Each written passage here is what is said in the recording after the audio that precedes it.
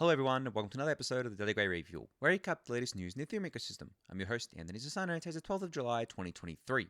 Alright everyone, let's get into it. So first up here, we have a collection of blog posts from the Robust Incentives group at the Ethereum Foundation, or the RIG group here. Now, for those of you who don't know what the Robust Incentives group is, it's an Ethereum Foundation research team dedicated to the study of protocol mechanisms with the lens of game theory, mechanism design, crypto economics, formal methods, and data science. So basically the bleeding edge of research on Ethereum when it comes to things like crypto economics and game theory and stuff like that. And they've done a lot of research over the years. You can see here they've collected all of their blog posts from at least the last 3 years, dating back to April 15th, 2020, which was their first post, which was EIP 1559 simulations. You can see that there, and then they're all linked here. And then you can even go back further down here. I believe there's earlier posts as well down the bottom of the page of talks. Sorry, I should say earlier links to talks there. If you're at all interested in this sorts of stuff like crypto economics and game theory and mechanism design, and things around kind of like MEV and PBS and all that sorts of stuff, then these posts and talks and everything that have come out of the Robust Incentives group are probably the thing to watch and read and pay attention to, because a lot of this research informs what actually ends up going into the protocol in the end. So it informs things like PBS, as I mentioned, things like MEV generally. It informs things like the issuance curve for Ethereum proof of stake. You know, that was determined by, or in part by, the Robust Incentives group. They basically did like a bunch of modeling around this, a bunch of research around this, and said, okay, well, this is what the issuance curve should look like on proof of stake Ethereum, and away it is, right? Away it goes. And of course, that research takes a while to do before it gets specced out and clients start building it and things like that. And then it's not just set in stone, it can change over time as well. And there are a lot of people working on these sorts of things at the Ethereum Foundation as part of this group, but also as part of wider groups. I think, when it comes to research, like each one of these things, like proposer builder separation, MEV, protocol development, consensus, resource pricing, all these sorts of stuff. Each of these things is like a massive rabbit hole that you can go down and never come out of, basically. And the reason why is because it's all bleeding edge stuff, right? This is not stuff that has, well, I think like a lot of it doesn't have any kind of comparison to TradFi, but there are kind of things that do, such as like MEV, right? MEV exists, I mean, not just in TradFi, MEV exists all around us. You can boil MEV down to its like core primitive, which is basically someone extracting value off of the work of someone else without that person necessarily realizing that that's happening, right? It's just extractable value at the end of the day. MEV is minor extractable value or maximally extractable value, whereas EV, I guess, extractable value. So just from anywhere, right? And some examples of this would be if someone buys something from a retail store and there is some middleman getting a fee from that, such as a payment processor, but the customer doesn't necessarily know that that's baked into the price. Well, then technically, if you really want to boil it down, the payment processor is performing MEV on the customer because the customer doesn't know that the fee is baked into the price. The customer doesn't even know, may not necessarily know that there's a fee at all, and then the payment processor is extracting value that way, right? But I guess that is obviously stretching the definition of something like MEV or EV generally, but that's how I kind of think about it. And that's why I said that these sorts of things are deep rabbit holes. Then you can go down the rabbit hole of proposer builder separation, or PBS, which includes all sorts of things that have got to do with Ethereum consensus and beyond that, and things and how PBS would actually affect Ethereum's censorship-resistant properties. So when you look at that and you kind of go down those rabbit holes, yeah, it's kind of hard to get out of them. But on that note, I definitely suggest reading these some of these posts if they interest you, and listening to the talks, because it'll help you stay on the bleeding edge of these things if that's what you're interested in. So yeah, I'll link this in the YouTube description below for you to go check out.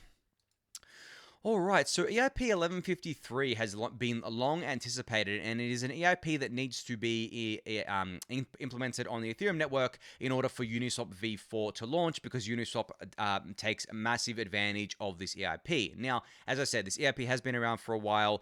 It was tentatively slated for the last upgrade being the Shapella upgrade, but it was punted to Denkun because they wanted to keep Shapella kind of lean, right, with withdrawals. But it is happening in Denkun. It is slated to be included so far, and it doesn't seem like it's going to get dropped or excluded or anything like that. And the Uniswap Labs account on Twitter today did a tweet thread all about 1153 and explaining what it is. So basically what it introduces is something called transient storage, or T-store for short.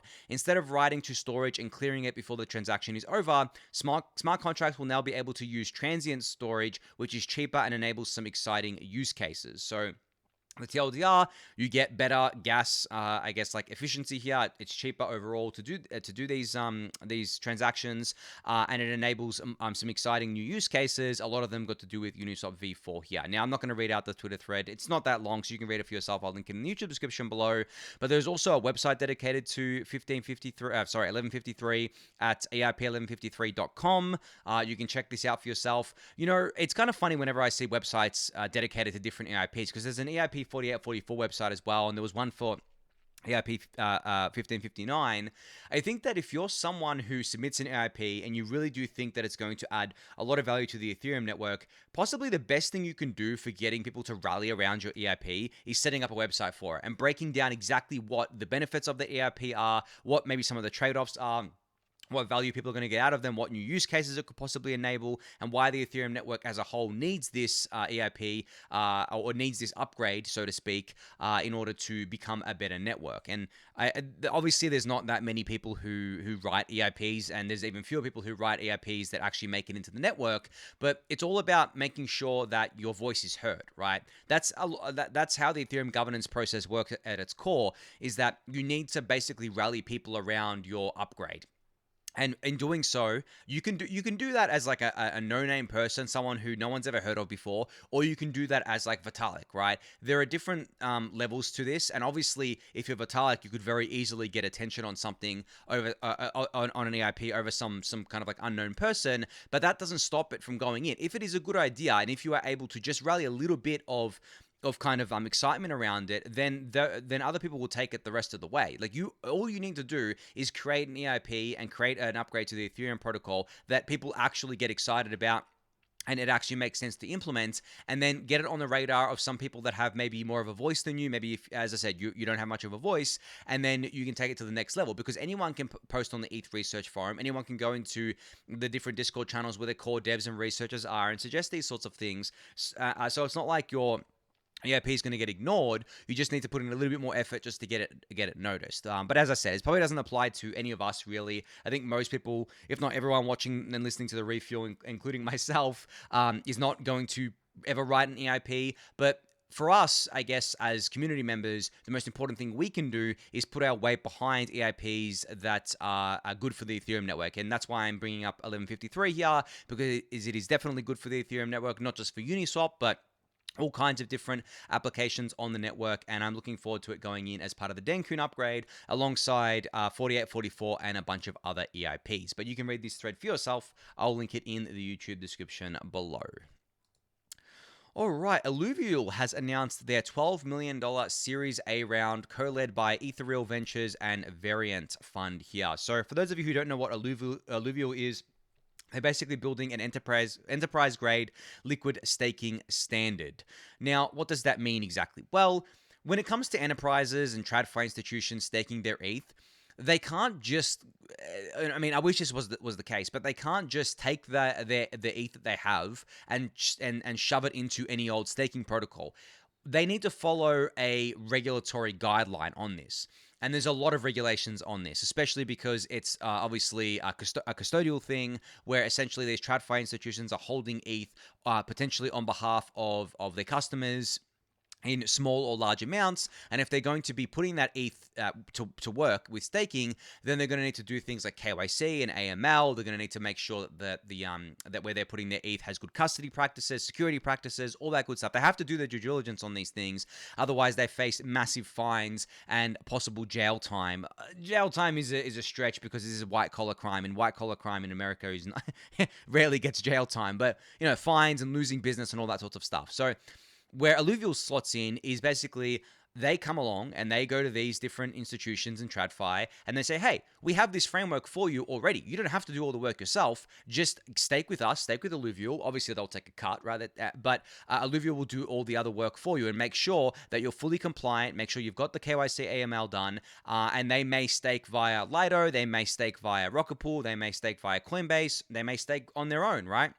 But they're basically a wrapper around ETH staking for institutions and enterprises and TradFi generally to go to in order to stake their ETH. And I think this is very, very important, critically important, because as I said, there's actually really no other way for these institutions to get involved with staking their ETH because they're regulatory bound to do this, especially the bigger institutions, the ones that are like pension funds and stuff like that. If they ever want to get involved with ETH staking, they're going to have to do it through the most regulated and compliant service you've ever even heard of. They're not going to just go for raw, Rocket Pool ETH, for example.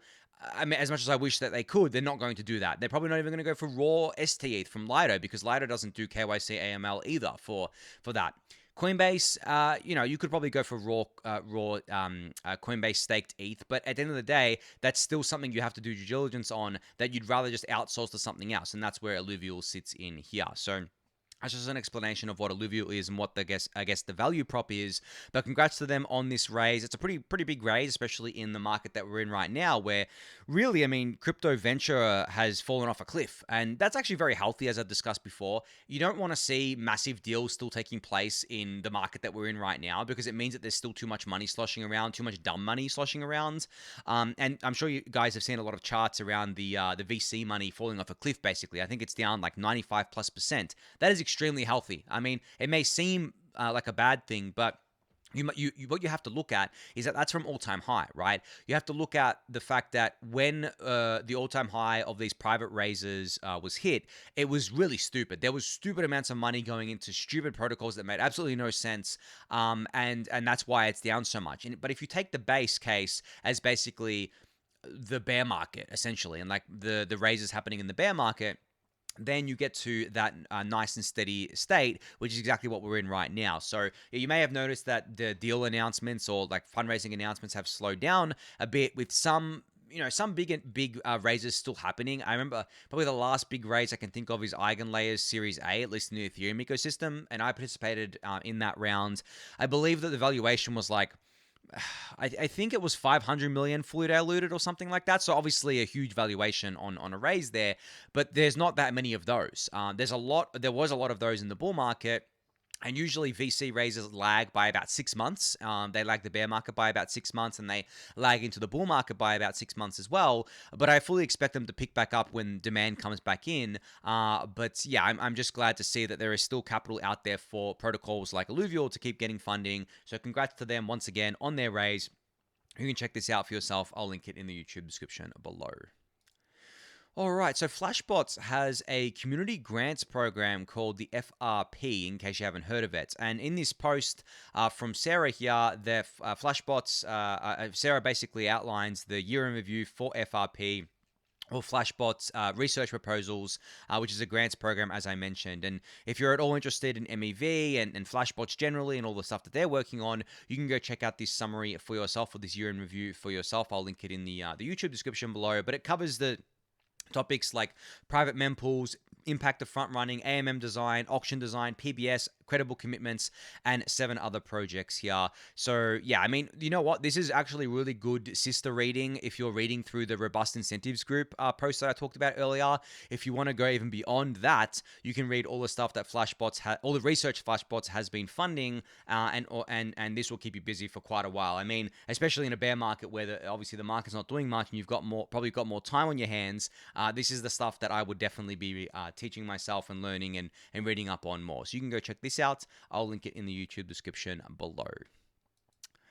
All right, so StarkNet had a big upgrade today. They've codenamed it Quantum Leap, which is an upgrade that is meant to give people speedier transactions on the StarkNet ecosystem. So you can check out this for yourself. There's this CoinDesk article I came across, and I'll link it in the YouTube description below. But Quantum Leap, I think I discussed last week, was launched on the Girly testnets back then, and then it's been launched on the I believe StarkNet mainnet. I believe today.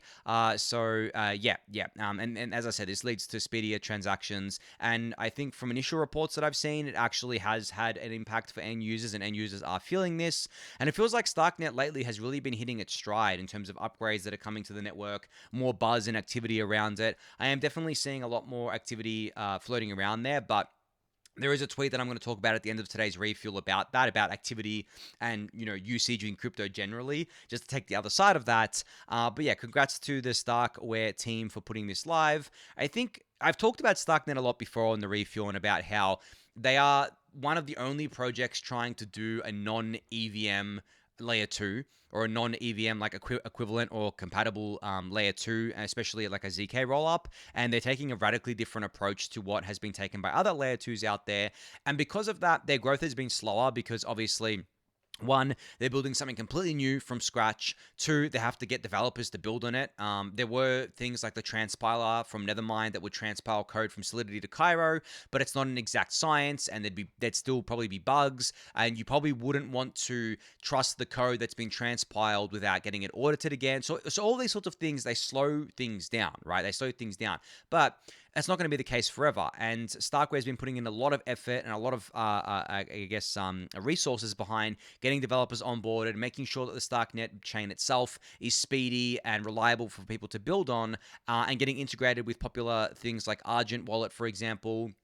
MetaMask, I believe, has or will have StarkNet support relatively soon. So yeah, all this stuff is adding up. It's cumulative, it's snowballing, and it seems StarkNet really is hitting its stride, or beginning to at least. So yeah, you can go check out this CoinDesk article. I'll link it in the YouTube description below. All right, staying on the Layer 2 topic. So Consensus has launched their Linea Layer 2 mainnet alpha today. So yeah, for those of you who forgot, Consensus is actually building a Layer 2 network on Ethereum called Linea. So Linea is an L2 chain utilizing ZK rollups and is compatible with Ethereum apps. So it's basically a zkEVM, as I've discussed before. And yeah, they're live in an alpha capacity on mainnet here. So just great to see another zkEVM live here. It's funny that there's so many of these things now. We have Scroll potentially going live next month, I believe. I actually think Scroll zkEVM, from last time I looked at it, is going live in August. We have Polygon zkEVM live. We have Linea live. We have Tycho going live, I think, early next year. There's a few others that I'm forgetting right now. If I go to l2beat.com, I can probably check out all of them. How could I forget? ZK Sync Error, which is a zkEVM. I mean, there's a few other ZK stuff here that aren't zkEVMs, like Immutable X, for example, is like a Validium, or it's not a full rollup. It's a ZK Validium. The Polygon POS chain is going to transition to that. So yeah, we are not starved for layer 2s, and we're definitely not starved for zkEVMs out there right now. And layer 2s just continue to grow. You can see the TVL here, even though TVL is an imperfect metric, you can still see it's continued to grow in the bear market. We're at almost $10 billion in TVL here, and activity has continued to grow as well, which is great to see across the L2 ecosystem. But congrats to Consensus for launching the Linea Layer 2 mainnet today or yesterday, I believe. I'll be keeping a close eye on this to see how it develops. All right, CowSwap has introduced a new feature called, they're calling it Cow Hooks, which is intents-based DeFi. Now, what this means is that with Cow Hooks, you can take multiple DeFi actions, such as swapping, bridging, staking, depositing, borrowing, and more, and group them all into one single intent. So this is basically an if this, then that for crypto. So you can select from a bunch of things here, such as, say you want to swap your tokens. Okay, let's say you want to swap some USDC for ETH. You want to buy 100 USDC worth of ETH. Then say you want to bridge that ETH to a layer 2 network. Then you want to stake that ETH on the layer 2 network. So you want to maybe swap it for RETH, for example. And then from there, you want to deposit that RETH into Aave, and then you want to borrow against it. Like, you can do all of this now in one action, right? In one intent, basically. There's no need to do it all in different kind of like transactions and actions. You can do it all in one in one intent here with these Cow Hooks, which is really exciting, honestly. I mean, the thing is that when I talk about the UI and UX of crypto needing to get better, and how a lot of things are going to be abstracted away. This is the core part of it, because you can imagine a product offering on a wallet, for example, that says, hey, you've got USDC. Do you want to stake ETH, right? Do you want to, buy ETH and then stake it? And then a user will be like, yeah, of course I want that. Well, the product that they click on with their wallet, they can just say, okay, stake my ETH, but they've only got USDC, right? They're starting with USDC, stake ETH. Well, of course, if they've only got USDC, they don't have gas fees. So what could be integrated in this is a swap in the background in order to get the USDC swapped to ETH in a gasless way, and the way you do this is basically the fee is covered by a contract, and then the contract gets repaid the ETH once the swap is done, and then after that happens, the user then gets to stake their ETH by either going through the deposit contract or essentially swapping it for RETH or STETH or something like that, right? And then maybe say that there's a bonus offer there. Say, hey, you can do leverage staking or restaking, and then all of that can happen within one action. So there's no need for the user to do multiple things. They just start with USDC, and in the end, they get restaked ETH, for example, or restaked a Rocket Pool ETH. How cool is that? Like that is right there. That is what we have to get to enable mass adoption. That is the product that needs to come to market in order to get people involved with this sorts of stuff and to get people to actually use this. And it really needs to be, 1 to 2 clicks, probably 2 clicks max. 1 to say, yes, I want to do this, and 2, sign the transaction, basically, or submit the transaction. And because you only have to do it once, it really is 2 clicks. And then you're started staking ETH, and you only started in USDC. You could even take it a step back and say you start in fiat. Maybe it becomes 3 clicks, because starting in fiat, you'd have to click to convert from fiat to a stablecoin, and then from the stablecoin something else. But you could just go straight to ETH in that case. So I guess from my example, you would, I'm just using USDC as an example there. But all of this kind of compounds and adds up together, and you can create some crazy intents here, which is very, very cool. So a great product launch from CowSwap today, which you can go check out. There's a blog post that will explain this in more detail for you, and we'll do a probably better job than me at explaining it. So you can go check that out. I'll link it in the YouTube description below for you to do so. All right, something interesting that I came across today was this project called Jokerace or Jokerace. I think it's called Jokerace. So what they're doing is they've redesigned their project, and this is a V3 design of their project. And what they're trying to do is eliminate token holder voting, or just vanilla token holder voting. So their plan is to change the game for acquiring and retaining communities. So an example they give here is that if you have a token or tokenized community, it just got 100 times easier to operate. Say your token is on a mainnet Ethereum, just pull the list of holders, and that's your allow list. Now you can run governance at any kind of contest, hackathons, grants, games on any EVM chain. So basically, they say here's where it gets fun. You no longer need tokens to run on-chain communities. Your community is whoever you allow list to make decisions. So you can allow list people to submit and vote based on just about any online behavior you like. So any criteria you like. So let's just say that you allow list certain addresses based on if they've actually interacted with your protocol. So not only do they hold your token, but they've interacted with your protocol, how active they've been with your protocol. Have they been active in other protocols that leverage your protocol to do things, right? Do they have a specific NFT community that you want to support? Literally, it could be anything. And this is cool because, as I said, it goes beyond just vanilla token holder voting. You start off by allow listing just the people who hold your token, but then you go above and beyond and set all these other criteria and parameters, and you basically narrow down your governance list to the most engaged users instead of just anyone, right? And then with that, you basically exclude just people who buy tokens for the sake of speculating, right? Especially when it comes to things like maybe VCs that have large allocations that don't even use the product, right? When you think about it like that, there's a lot of, I think, VCs out there who buy these governance tokens and don't even use the product, and then they have outsized influence on the governance process. Well, they can be excluded. You can just literally exclude them on chain because you just don't include them in the allow list. So this is probably the future of governance. This sorts of stuff that Optimism is doing with governance experimentation. This is what I want to see. I've said it before, and I still reiterate my point that vanilla token holder voting is horrible. I don't like it. It does not work. It is a plutocracy by default. It does not lead to good outcomes. It is definitely ripe for collusion and ripe for looting of treasuries and stuff like that. So we need to do something different, obviously. And on top of that, even if we do like cool experiments like this and get to a point where we have like a really great governance process for different apps and chains, I still wouldn't want it on Ethereum layer 1 for a multitude of other reasons. I think that the settlement layer cannot have any form of on-chain kind of governance, right? Any form of token holder governance for a number of different reasons that I'm not going to get into now. But for apps and for even potentially layer 2s, I think it's totally fine. But it is a case-by-case basis as well. But anyway, you can go check out this project for yourself. I'll link the thread in the YouTube description below, and there's a blog post as well for you to read. All right, to round out today's episode today, I put out a tweet where I basically criticized a whole bunch of projects without naming a bunch of projects. So I said, projects mistaking airdrop farming for organic usage is so incredibly prevalent in crypto. Some projects genuinely believe that these are real users. Others know that it's airdrop farming, but embrace it because it's good marketing. Look at the flashy numbers. It's all so tiring.